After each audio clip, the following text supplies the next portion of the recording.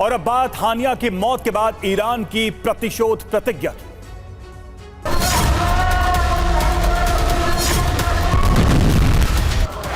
Israel का घातक कदम, महातबाही का काउंटडाउन।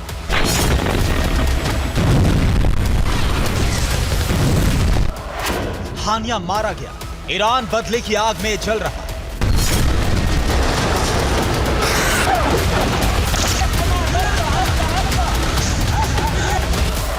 तुर्की की फिर धमकी, मध्य पूर्व में जंगी अशांति।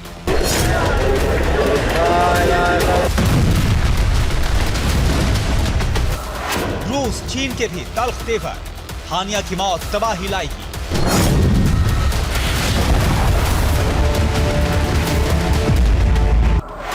क्या हानिया की मौत मिडिल ईस्ट विध्वंस का आरंभ?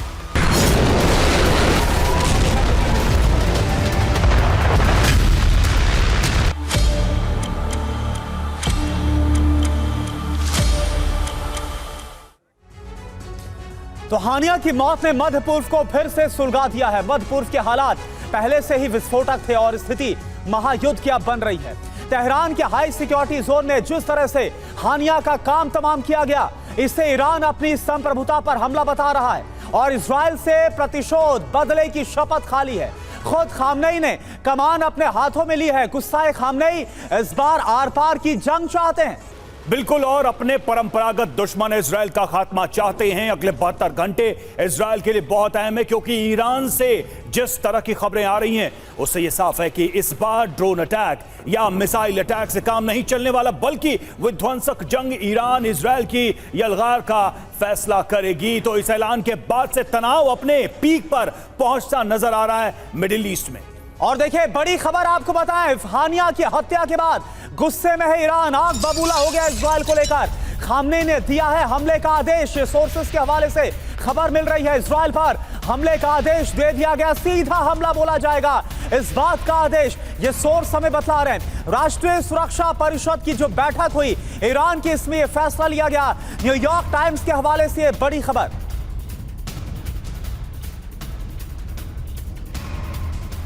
और चलिए आपको बताते हैं हानिया के सफाई के बाद कैसे तेहरान में हलचल तेज है और शीर्ष नेतृत्व में बैठकों का दौर जारी है। ईरान की प्रतिशोध प्रतिज्ञा, जी हां, खामनेई ने सुरक्षा परिषद की बैठक बुलाई है और ईरानी रिवॉल्यूशनरी गार्ड के सदस्य भी बैठक में मौजूद थे। बैठक में इजराइल को तबाह करने का आदेश दिया गया। 72 घंटे के अंदर इजराइल पर बहुत बड़े हमले की तैयारी है। बिल्कुल, ईरान के विदेश मंत्री ने कतर, सऊदी अरब को जानकारी दी है इस बारे में।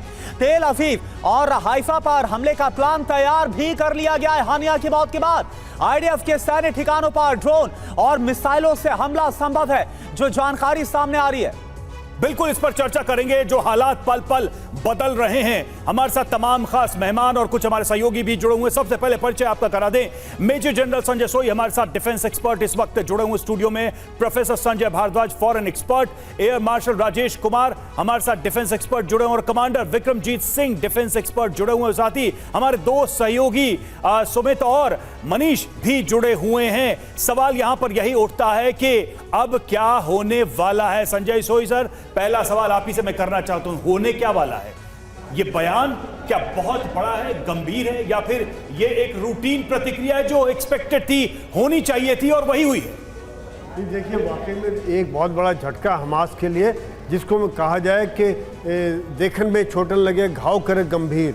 ये रहीम का दोहा था, वही बात है। एक मिसाइल ने हमास को वो चोट पहुंचाई है जो शायद उन्होंने सोचा नहीं था। हालांकि इसके पहले जनवरी में इनका डिप्टी मारा गया था बैरूत में। हानिया के 3 बेटे गाजा में मारे गए थे। इनके कई लीडर्स मारे जा चुके हैं जो छोटे छोटे लीडर थे।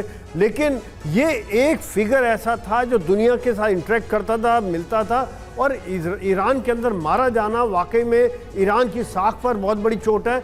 ईरान के जो उनको लग रहा है कि हमारे देश में गेस्ट आया हुआ था, वो भी एक सेरेमोनियल, जो नया प्रेसिडेंट बना है मसूद, उसके लिए भी एक इज्जत का सवाल है कि अभी नया प्रेसिडेंट बना है, साइकोलॉजिकल प्रेशर उसके ऊपर आ गया है। तो यहाँ पर 2-3 चीज़ें हो सकती हैं। एक बात तो देखें, जब लीडर मारा जाता है तो कई बार वो आंदोलन दब जाता, खत्म हो जाता। जैसे हमने देखा प्रभाकरन मारा गया, उसामा बिन लादेन मारा गया, उसके बाद में थोड़ी सी कहानी खत्म हो जाती है, मोरल डाउन हो जाता है। वैसे भी 1 साल से हमास पिट रहा है। दूसरी बात ये होती है कि और ज़्यादा एग्रेसिव हो जाते हैं, जहाँ पर हमास में वो ताकत नहीं बची। लेकिन हिजबुल्लाह, हूथी के द्वारा क्या ईरान और एग्रेसिव होगा या ईरान डायरेक्ट भी हमला करेगा, जो कि डिस्टेंस की वजह से काफ़ी मुश्किल रहता है, कितने हमले कर पाएगा, ये बात अभी देखनी पड़ेगी रवि। बिल्कुल, तो ये देखना हो, क्योंकि अली खामनेई की तरफ से ये दे दिया गया है आदेश कि इजराइल के खिलाफ सीधा हमला होना चाहिए और इसके लिए प्रॉक्सीज को भी तैयार कर दिया गया है। सुमित, मैं आपके पास आता हूं, जरा बताइए जो सिक्योरिटी की मीटिंग हुई है ईरान के अंदर, इसमें क्या फैसला लिया गया है? कैसे इजराइल से बदला लेने की जो कसम है वो अली खामनेई की तरफ से खाई गई, जरा बताइए दर्शकों को। देखिए, बिल्कुल अब ये ईरान के लिए भी अपने वजूद का या फिर आप कह सकते हैं अपनी साख का सवाल है और इसीलिए ईरान की तरफ से या फिर IRGC की तरफ से बड़े एक्शंस की तैयारी की जा रही है। मोस्ट प्रोबेबली ये फिर कहा जा रहा है कि जिस तरीके का अटैक तेहरान में किया गया, उसी तरीके का एक सिंबॉलिक अटैक, बड़ा अटैक ईरान भी तेल अवीव में करने की पूरी कोशिश करेगा। उसका मकसद होगा कि तेल अवीव के कई बड़े इलाकों को टारगेट करना। लगातार जिस तरीके से आपको याद है कि अप्रैल महीने के अंदर उसने ताबड़तोड़ 300 से ज्यादा मिसाइलें दागी थी तेल अवीव के पास, उसी तरीके का अटैक करने की कोशिश की जाएगी और कोशिश ये होगी कोई महत्वपूर्ण बिल्डिंग या फिर इजराइल की या फिर किसी महत्वपूर्ण डिप्लोमैट को या फिर किसी बड़े लीडर को असैसिनेट करने की कोशिश इस समय करेगा। आपको याद होगा कि कल से लेकर अब तक इजराइल ने क्या प्रोटोकॉल फॉलो किया, उसने सभी डिप्लोमैट्स को दुनिया भर में अपने अलर्ट कर दिया, सभी ज्यूज कम्युनिटी के जो लोग थे उनको अलर्ट कर दिया, यहां तक कि पेरिस ओलंपिक में गई अपनी टीम के लिए भी सिक्योरिटी बढ़ा दी गई। तो निश्चित तौर पर इजराइल, लेकिन बड़ा सवाल यही है कि ईरान का जो रिएक्शन होगा उसका वॉल्यूम कैसा होगा और उस पर यह डिपेंड करता है शायद कि जंग की एक नई शुरुआत हो जाए। यह देखना होगा कि ईरान की बातों का वाकई में इंप्लीमेंटेशन किस रूप में होता है। और देखिए, हानिया की हत्या से इजराइल पर भड़का है ईरान। हानिया की मौत के बाद ईरान की सबसे बड़ी वार्निंग, मेहमान पर हमले की सजा के लिए तैयार रहे इजराइल। हमारे घर में मेहमान का खून बहाने की सजा मिलेगी। IRGC कमांडर ने दी इजराइल को बड़ी चेतावनी।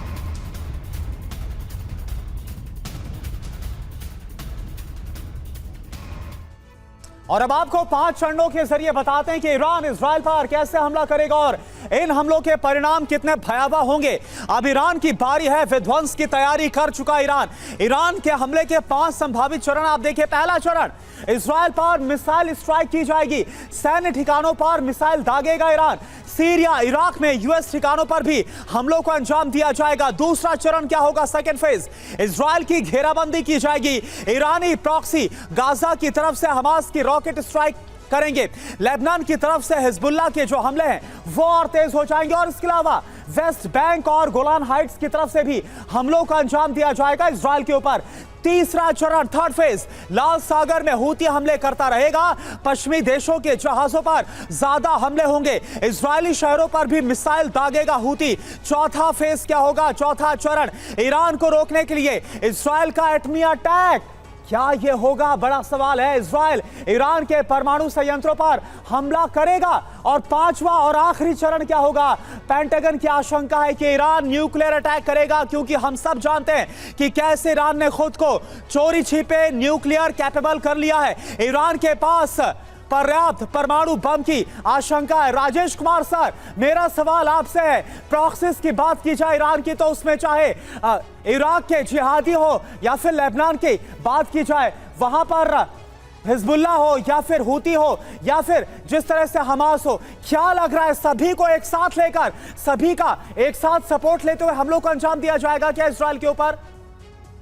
आसार तो ऐसे ही लग रहे हैं, क्योंकि अब आपने देखा है कि जो उनके मॉस्क के ऊपर उन्होंने लाल झंडा फहरा दिया है, जैसे कासिम सुलेमानी की डेथ के बाद उन्होंने वो झंडा लगाया था।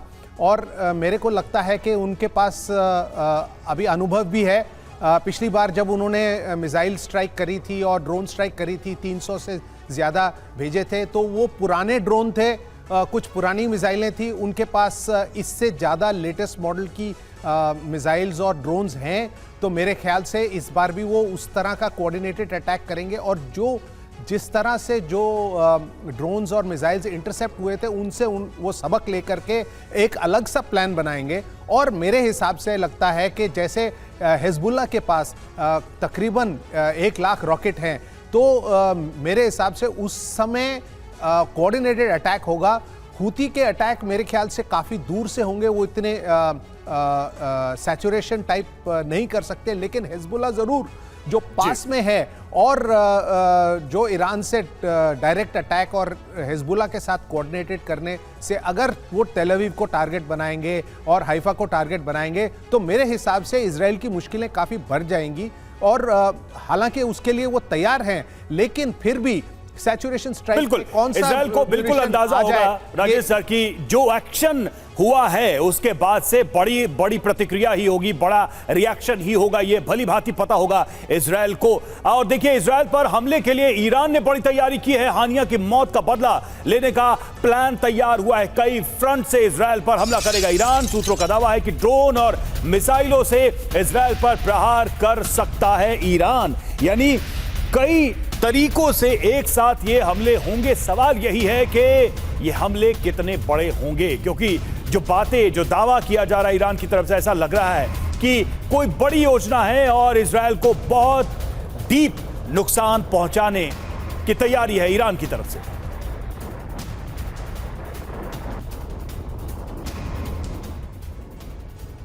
तो ईरान का कोई भी दुस्साहस कैसा हो मध्य पूर्व को यह सुलगा सकता है। अब आपको बताते हैं कैसा जो मध्य पूर्व है वो सुलगता हुआ नजर आएगा अगर ईरान की तरफ से प्रतिशोध लिया गया। ईरान में कोहराम है, जंग का ऐलान कर दिया गया है। आप देखिए खबर क्या है, ईरान का इजराइल पर एक छोटा ड्रोन अटैक भी घातक हो सकता है। खबर यह है मध्य पूर्व यानी मिडिल ईस्ट की शांति के लिए ईरान इजराइल तनाव बेहद विस्फोटक साबित हो सकता है। जो जानकारी, इसके अलावा ईरान ने हमला किया तो इजराइल पलटवार जरूर करेगा, बेंजामिन नेतन्याहू ने यह कल बोल भी दिया था। और बहुत आसानी से महायुद्ध की स्थिति बन सकती है। यह तनाव एक बड़े युद्ध में तब्दील हो जाएगा। पहले से पश्चिमी एशिया आपसी विवादों के बारूद का ढेर बन चुका है, पहले से ही तनाव बढ़ा हुआ है। ईरान और इजराइल दोनों के पास परमाणु बम है और ऐसे में अगर ये जंग भड़कती है तो फिर ये और बड़ी हो सकती है। विक्रमजीत सिंह सर, सवाल यहां पर यही उठता है कि क्या ईरान सिर्फ बदले की कार्रवाई करेगा या फिर वाकई में वो जंग की तैयारी कर रहा है, और अगर ये जंग होगी तो इसका इंपैक्ट आप क्या देखते हैं? देखिए, मैं समझता हूँ कि ये जो कॉन्फ्लिक्ट है ये इतना पुराना नहीं, काफ़ी पुराना कॉन्फ्लिक्ट है। मेरा मानना है इतना नया नहीं है। और हमने देखा है एक्सपीरियंस से कि जितनी बार भी कॉन्फ्लिक्ट हुआ है यही सोच के हुआ है कि ये जंग थोड़े दिनों के लिए होगी और उसके बाद समाप्त हो जाएगी, और ऐसा ही इन द पास्ट ये हुआ है। इस बार यदि हम देखें अभी ईरान, क्योंकि ईरान की धरती पर यह अटैक हुआ है इस्माइल के ऊपर, तो उनके ये स्वाभाविक है, इनका रिएक्शन स्वाभाविक है। किंतु वो अपने कितने रिसोर्सेज, कितने अपने आप को इसके अंदर वो इन्वॉल्व करते हैं, ये देखना बहुत ही ज़रूरी है। क्योंकि अंततः सभी देशों को अपना इंटरेस्ट है उसका तो ध्यान रखना ही है। माना है कि उनकी साख के ऊपर ये एक चोट पहुंची है, पर क्या वो इस वक्त इस हालात में हैं कि वो इजराइल को अटैक करें? क्या इजराइल इस हालात में है कि वो 3 फ्रंट पे एक साथ अपने वॉर को हैंडल करे? नॉर्थ में हिजबुल्लाह के साथ, साउथ में हूतीज के साथ, और ईरान भी अगर एक फ्रंट खोल देता है तो क्या ये पॉसिबल है? जहाँ तक आपने बात की परमाणु अटैक की, क्या परमाणु अटैक कहने में और वास्तविकता में करने में बहुत अंतर है? क्योंकि एक छोटा एरिया है उसमें उसको एक तरह से कंटेन करके अटैक को करना, और ये देख के कि जो भी उसके पड़ोसी देशों हैं उनके ऊपर वो उसका असर ना हो, ये एक काफ़ी सोचने वाली चीज़ है। मैं समझ रहा हूँ कि इसको नेगोशिएशंस के द्वारा ही आगे लेके जाना चाहिए। नेगोशिएशंस ही इसमें एक रास्ता है जिसके से हमें कुछ सोल्यूशन मिल सकता है। ठीक है, यानी आपको लग रहा है कि बातचीत से कोई सॉल्यूशन, कोई नेगोशिएशन होना चाहिए, लेकिन क्या वाकई में ऐसा हालात है? मनीष, मैं आपके पास आऊंगा और अमेरिका में क्या हलचल है, अमेरिका क्या तैयारी कर रहा है, इस पर भी आपसे बात करूंगा। लेकिन इस बीच बड़ी खबर, रूस के पूर्व राष्ट्रपति दिमित्री मेदवेदेव का बयान सामने आया है। अब युद्ध ही एकमात्र रास्ता है, ये देखिए दिमित्री मेदवेदेव की तरफ से कह दिया गया है, रूस के पूर्व राष्ट्रपति है, मध्य पूर्व में युद्ध के बिना शांति संभव ही नहीं है। दिमित्री मेदवेदेव, मध्य पूर्व की तकरार बढ़ती ही जा रही है, ये रूस के पूर्व राष्ट्रपति की तरफ से कह दिया गया। यानी अब युद्ध ही एकमात्र रास्ता है, इसके बाद ही शांति का हल निकलेगा, ऐसा रूस की तरफ से सोचना है।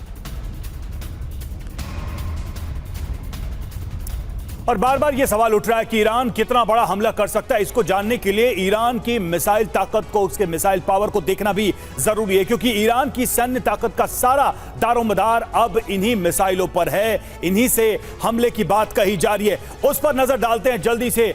गदर मिसाइल की बात करते हैं। सबसे पहले रेंज देखिए 1950 किलोमीटर और स्पीड इसकी है माक 9, यानी कि ध्वनि से 9 गुना तेज रफ्तार से यह हमला कर सकता है। और इसके अलावा पावे मिसाइल की बात की जाए तो इसकी रेंज है 1650 किलोमीटर और स्पीड आप देखिए 900 किलोमीटर प्रति घंटे की रफ्तार से अपने टारगेट को भेजती है।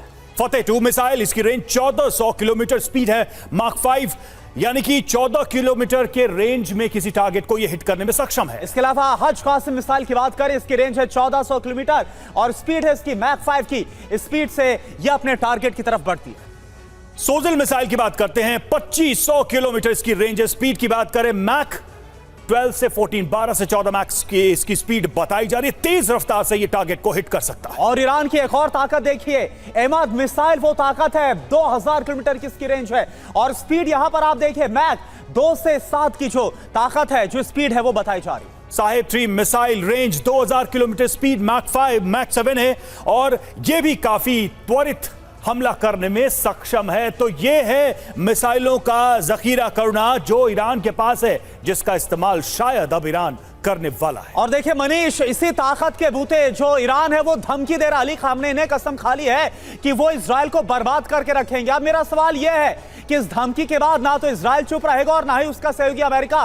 कैसी हलचल दोनों फ्रंट्स पर, दोनों देशों में हो रही है? बिल्कुल, देखिए इस हालात को लेकर न केवल ईरान और इजराइल बल्कि तमाम मुल्क अपने अपने हिसाब से असेसमेंट भी कर रहे हैं कि अब आगे क्या होगा। और मैं अगर कहूं तो हिंदी में एक कविता है रामधारी सिंह दिनकर की, जो उन्होंने महाभारत के संदर्भ में कहा था, लेकिन अभी फिलहाल सटीक बैठती है कि याचना नहीं अब रन होगा, जीवन जय की मरण होगा, फन शेषनाग का डोलेगा, विकराल काल मुंह खोलेगा। ये बात तकरीबन अगर आप कहें तो मेदवेदेव भी यही कह रहे हैं, ईरान के सुप्रीम लीडर भी यही कह रहे हैं और यही लगभग में अब तमाम देशों को लग रहा है। संयुक्त राष्ट्र के मंच पर जिस तरह से ईरान ने अपनी बात कही है कि ईरान को सेल्फ डिफेंस का अधिकार है, तो ईरान इजराइल पर हमला करेगा। वो हमला कितना बड़ा होगा उसका एक ट्रेलर हमने देखा 14 अप्रैल को, जब एम्बेसी पर वे हमले का बदला इसने लिया। तो अब जबकि सुप्रीम लीडर ये कहते हैं कि हमारे घर में घुसकर हमारे मेहमान को मारा, हमें अपमानित किया, तो मुझे लगता है कि उससे कम 10-20 गुना बड़ा हमला होगा। बिल्कुल, और यही अंदेशा इजराइल को भी है। और देखिए ईरान के विदेश मंत्रालय का बड़ा बयान सामने आया है, उस पर नजर डालते हैं। हानिया की मौत जाया नहीं जाएगी। ईरान की तरफ से एक के बाद एक कड़े बयान सामने आ रहे हैं। हानिया के खून के हर कतरे का हिसाब होगा। तो ये बयान आया है ईरान के विदेश मंत्रालय की तरफ से और हर बयान में लगभग बदले की बात कही जा रही है।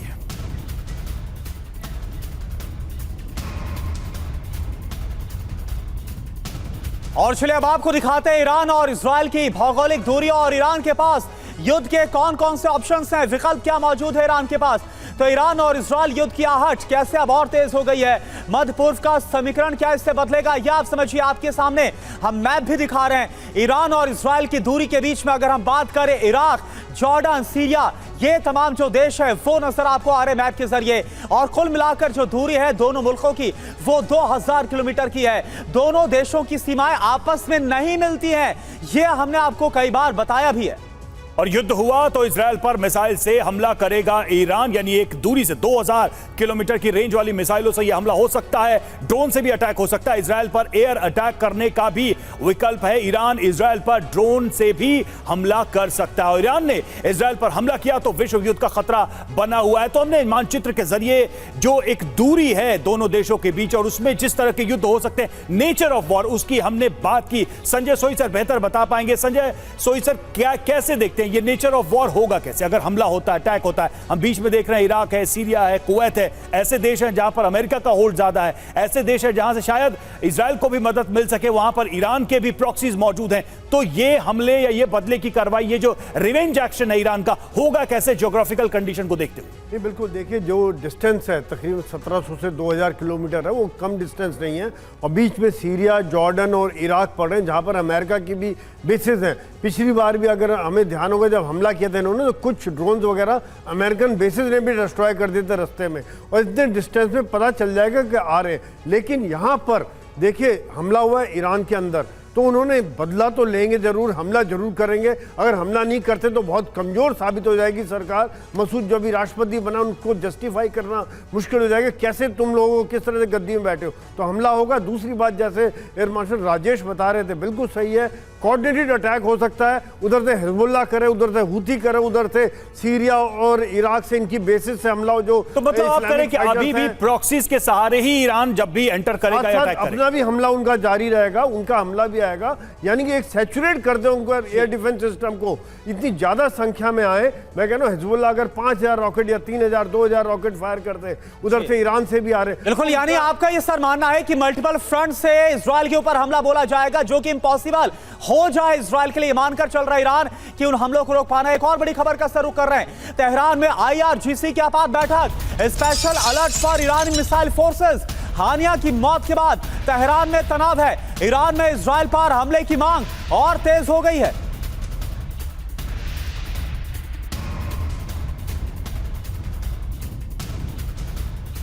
और चलिए अब आपको बताते हैं उस सीक्रेट मिशन के बारे में जिसके तहत हानिया 10 सेकंड के अंदर खत्म हो गया, उसका अंत हो गया। तो आसमान से आई खामोश मौत। पहली बात, पहला तथ्य क्या है कि ड्रोन से रॉकेट फायर किया गया हानिया के उस बिल्डिंग में जहां पर वो मौजूद था। दूसरा, हानिया कमरे में सोया हुआ था जब ये अटैक किया गया, जब ये मिसाइल लॉन्च किया गया, और कमरे की खिड़की से सटीक निशाना लगाया गया हानिया के ऊपर। बिल्कुल। और तीसरी अगली बात, अगर हम बात करें तो इराक में जहां पर प्रॉक्सीज है ईरान के, और तेहरान जहां पर इस हमले को अंजाम दिया गया, वो इस वक्त हम आपको दिखा रहे हैं। 300 मील दूर जाकर इस हमले को अंजाम दिया गया है, और किस तरह से जो तमाम कमांडोज है वो काम नहीं आ पाए। हाई सिक्योरिटी जोन ठहरा रखा था इस्माइल हानिया को, लेकिन आप समझिए 150 कमांडोज इस्माइल हानिया को लगातार गार्ड कर रहे थे, पहरा दे रहे थे। महज 10 सेकंड के अंदर हानिया का काम तमाम हो गया। हानिया का कमरा मलबे में तब्दील हो गया।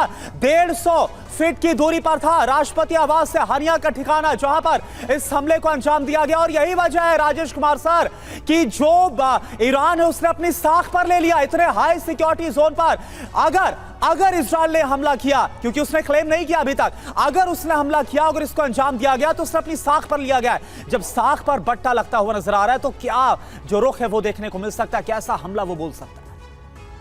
ज़रूर देखिए, साख पे तो हमला हुआ ही है, लेकिन मैं ये कहना चाहूँगा कि आप देखिए कि इतने हाई सिक्योरिटी जोन में बिल्कुल राष्ट्रपति निवास के पास उन्होंने ऐसा हमला किया है, और अभी तक ड्रोन से हुआ है या किसी दूसरी मिसाइल से हुआ है, इसकी पुष्टि जो है इसको करने में थोड़ा सा समय लगेगा। लेकिन जो जिस हिसाब से वो मिसाइल से अटैक किया गया है, मेरे हिसाब से उसके लिए ईरान के अंदर सोर्सेज होना बहुत जरूरी है। इतनी आसानी से आप इतने हाई सिक्योरिटी जोन में तो आप ये कह रहे हैं कि टारगेटिंग करेंगे, तो आप ये कह रहे हैं कि कोई इंटरनल जो है सोर्स ऑफ इंफॉर्मेशन रहा है जिसने ये सारा कुछ बहुत ही सटीक बताया। संजय भारद्वाज सर, अब सवाल यह होता है कि इस पूरी घटना के बाद मिडिल ईस्ट और दुनिया कितनी बदल गई है? देखिए, मैं इसको देखता हूँ, इसके जो राजनीतिक मायने हैं। पहली बात कि आप ये देखिए कि हानिया की मौत से पहला जो सबसे बड़ा असर पड़ेगा कि अभी तक जो थोड़ा बहुत उम्मीद था कि नेगोशिएशन होगा, बात होगी, हमास के साथ भी बात होगी, क्योंकि वो पॉलिटिकल नेगोशिएटर था हमास का, वो मिलिट्री कमांडर नहीं था। उसकी मौत से ये जो संभावनाएं थी वो ख़त्म हो गई। अब ये ज़्यादा मिलिट्री, ज़्यादा कॉन्फ्लिक्ट्स, ज़्यादा कन्फ्रंटेशंस बढ़ेगा, पहली बात। दूसरी बात कि जो थोड़ा बहुत खतरा इजराइल के नेतन्याहू पे था, मुझे लगता है कि नेतन्याहू को एक बहुत बड़ा रिलीफ है कि हमने हानिया को मार के हमने बदला ले लिया है, जो 7 अक्टूबर को हुआ। तीसरी बात कि जो मिडिल ईस्ट में आप देखते हैं कि देखिए हानिया की मौत को कंडेम किया यमन ने, टर्की ने, इन सब ने किया, बाकी अभी सऊदी अरबिया और ये रह रहे हैं। तो एक जो पोलराइजेशन जो क्रिएट अभी भी जो पहले था वो पोलराइजेशन अभी भी दिख रहा है। लेकिन जहां पर हानिया की मौत से अगर इस्लामिक वर्ल्ड को एकजुट करा, जिसमें लगा हुआ है चाइना लगा हुआ है, देखिए जो हमास के और जो फ़लस्तीन में जो लोग थे उनके बीच में नेगोशिएट कराने का, तो एक तरीके से इंटरनेशनल कम्युनिटी के इन्वॉल्व होने से निश्चित रूप से जो मिडिल ईस्ट सिक्योरिटी के लिए एक बहुत बड़ा खतरा है। और ये जो कॉन्फ्लिक्ट है जो कॉन्फ्लिक्ट बढ़ेगा। लेकिन एक और बात मैं कहना चाहता हूं, क्या ईरान इसमें सक्षम है आज के दिन? क्योंकि जो नया प्रधानमंत्री बना है वो मॉडरेटर है, और वो इकोनॉमिकली वो कंसर्न है, और इकोनॉमिक क्योंकि सैंक्शंस है ईरान पे, तो सैंक्शंस है तो उसमें यूरोप के साथ नेगोशिएट करना चाहेगा। तो क्या ईरान इतना बड़ा खतरा इजराइल के साथ में लेगा, रिटेलिएट करेगा, जो कि इसको इकोनॉमिकली वाइबल होगा? ये एक बहुत बड़ा सवाल है। तो इन सब स्थिति को देखते हुए मुझे नहीं लगता कि कोई बहुत बड़ा कॉन्फ्लिक्ट होने वाला है। निश्चित रूप से ये जो ऑनगोइंग कॉन्फ्लिक्ट है ये कंटिन्यू रहेगा, और जब तक रहेगा जब तक यूएस में इलेक्शन है, पहली बात। और दूसरी बात, जब तक ये जो मिलिट्री पोलराइजेशन हो रहा है अक्रॉस द वर्ल्ड, जिसमें आप जैसे आपने देखा रशियन डिप्टी प्राइम मिनिस्टर का स्टेटमेंट आया कि ये युद्ध ही एकमात्र रास्ता है, जो कि दूसरा वर्ल्ड जो है ग्लोबल साउथ है, जिसमें इंडिया कहते हैं कि नहीं पीसफुल नेगोशिएशन एक रास्ता है। तो ये पोलराइजेशन जो वर्ल्ड वाइड हो रहा है ये ठीक है। यानी जो मौजूदा राष्ट्रपति है पेजेश्कियान, उनका जो थोड़ा सा लिबरल रुख कहा जाता है, या फिर कहें वेस्टर्न वर्ल्ड से करीबी, क्या इस युद्ध को रोक पाएगी, या फिर अली खामनेई की जो कसम है वो पूरे मिडिल ईस्ट को बर्बाद कर देगी? इसी पर हम बात कर रहे हैं। एक और बड़ी खबर आपको बताएं, हानिया का अंत क्या मिडिल ईस्ट विध्वंस का प्रारंभ है? ये खबर है। सवाल इसलिए ये उठ रहा है क्योंकि अब ईरान सीधे जंग में उतर सकता है इजराइल के खिलाफ। ईरान ने भी इसके मजबूत संकेत दिए हैं कि वो कुछ बड़ा प्लान बना रहा है। ईरान ये साफ तौर पर कह रहा है कि उसके मेहमान का मर्डर हुआ, इसकी भारी कीमत इजराइल को चुकानी होगी। तो वही इजराइल अपने दुश्मनों के लिए काल बना हुआ है। हानिया, मारफान, इस्सा, सालेह अल अरौरी, ये तमाम वो दुश्मन है जिनका इजराइल ने खात्मा कर दिया है, और अब ईरान की तरफ से ये कसम।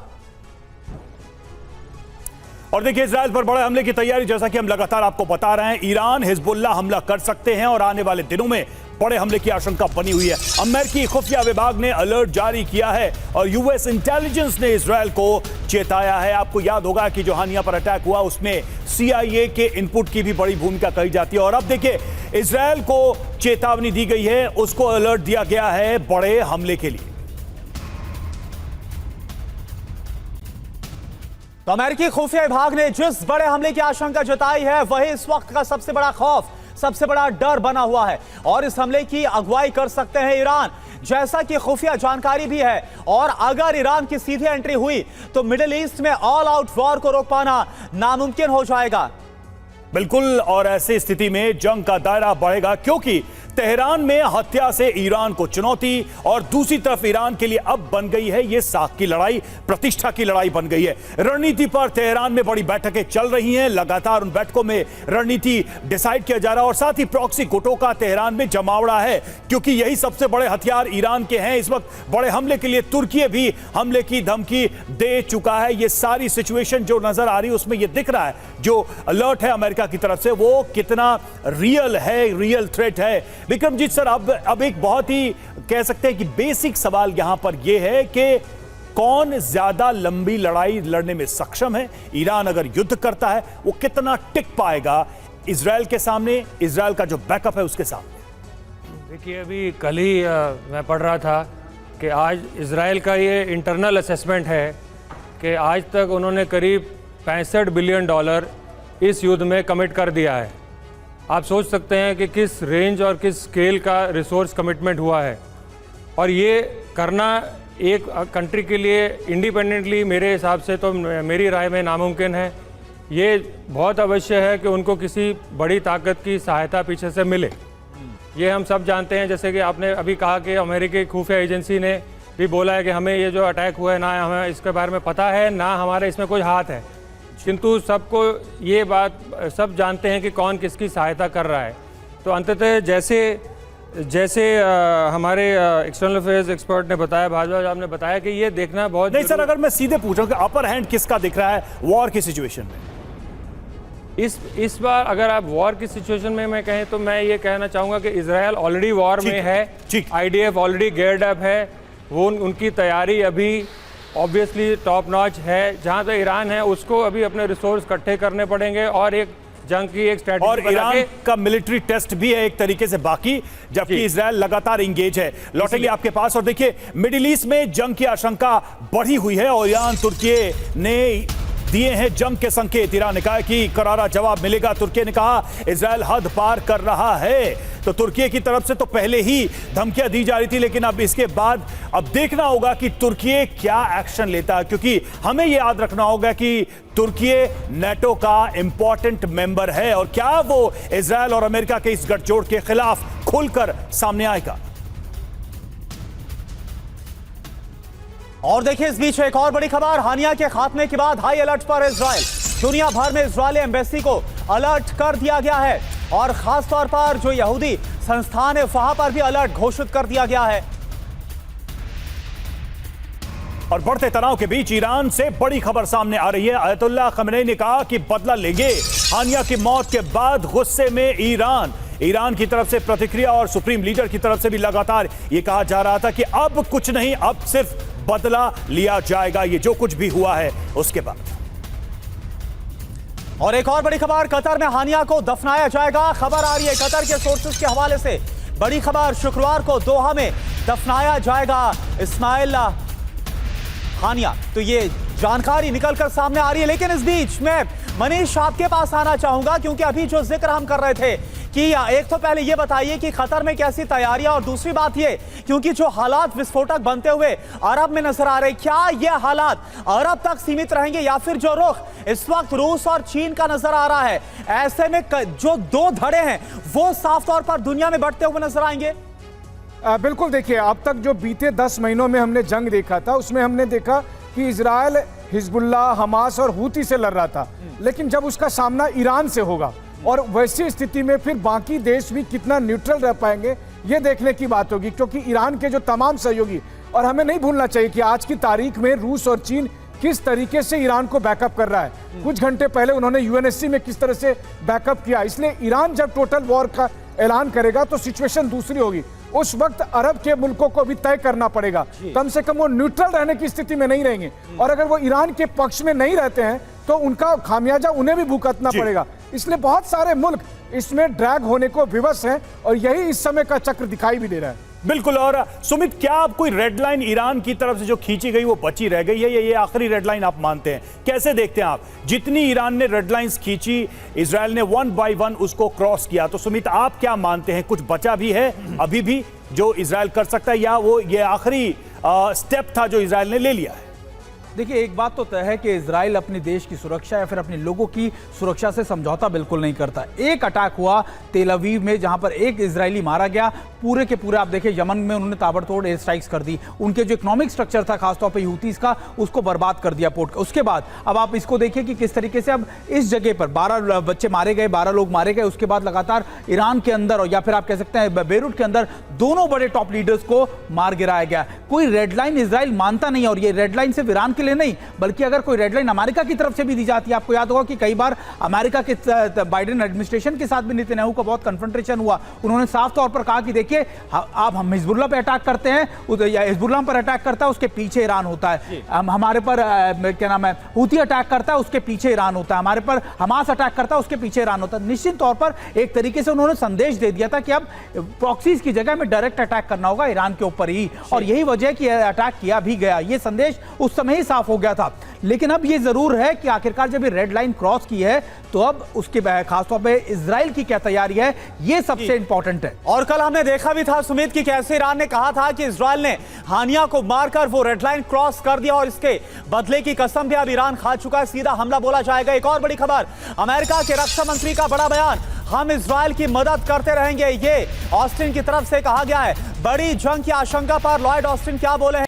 लॉर्ड ऑस्टिन, रक्षा मंत्री अमेरिका, उनको सुन रहे थे आप। और इस बीच यूएन सिक्योरिटी काउंसिल में उठा हानिया की मौत का मुद्दा। चीन, रूस ने हानिया पर मिसाइल हमले की निंदा की है। ईरान ने हमले को कायराना हरकत बताया है।